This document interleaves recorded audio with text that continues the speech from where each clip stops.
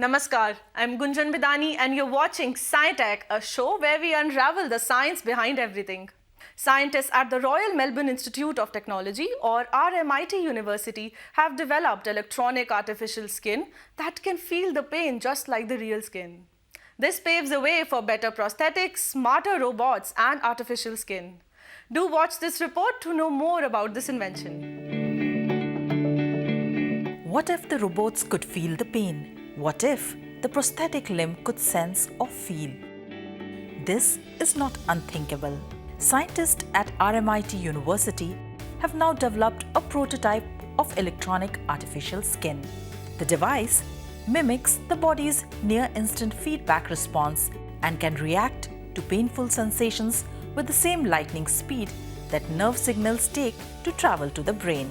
Skin is our body's largest sensory organ, designed to send warning signals when anything hurts.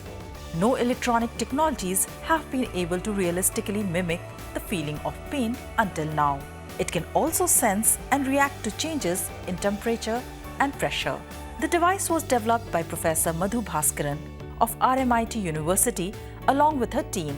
They used 3 technologies to develop this prototype. Firstly, this includes stretchable electronics, where oxide materials are mixed with biocompatible silicon to deliver transparent, unbreakable and wearable electronics which is as thin as a sticker.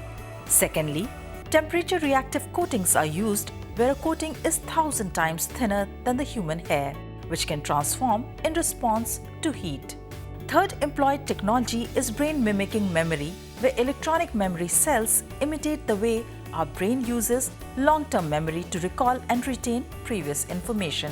According to the research paper, the advancement made by the device may lead to real-world applications in biomedical technologies, including improving prosthetics, non-invasive alternatives to skin, and smarter robotics.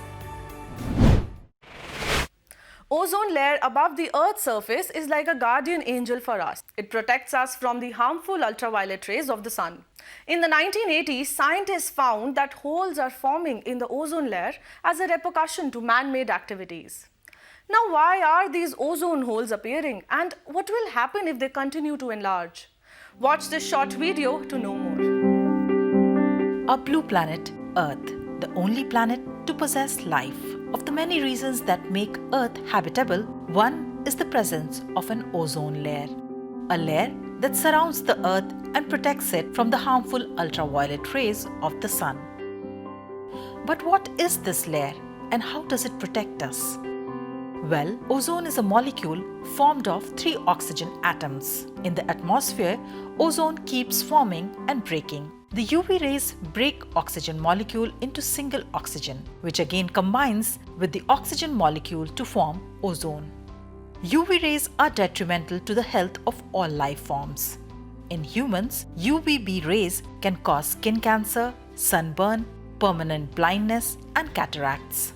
So now you would understand if I say that the ozone layer is our savior. Unfortunately, we are losing this protective layer. Man-made chemicals such as chlorofluorocarbons and halogens, which are used in refrigerators and air conditioning systems, are depleting the ozone layer. Chlorofluorocarbons and halogens combine with the ozone layer and break down the ozone. Though popularly known as the ozone hole, the hole does not mean that the ozone layer is absent at that point, but ozone is depleting at that place. Such a depletion in the ozone layer was seen in Antarctica in the early 1980s. Worried about this degradation, nations came together in 1987 and decided to follow the Montreal Protocol. As per this protocol, nations banned the production of ozone-depleting substances in their respective boundaries. Thanks to this protocol and other weather phenomena, the scientists have now found that the ozone hole over Antarctica is healing. Some also say that ozone has also healed during coronavirus pandemic due to less industrial activities. But this claim still needs to be verified. Time to wrap up this episode of SciTech. You can share your feedback and suggestions to us on the email ID flashing on your screens. And for more such videos, download India Science app or visit our website www.indiascience.in. And do not forget to follow us on social media. Before we end, here is a fact of the day for you. Ozone is both our enemy and savior. In the stratosphere, ozone saves us from harmful UVB rays. Whereas, in the troposphere, high levels of ozone cause various ailments like throat infection, breathing issues, etc.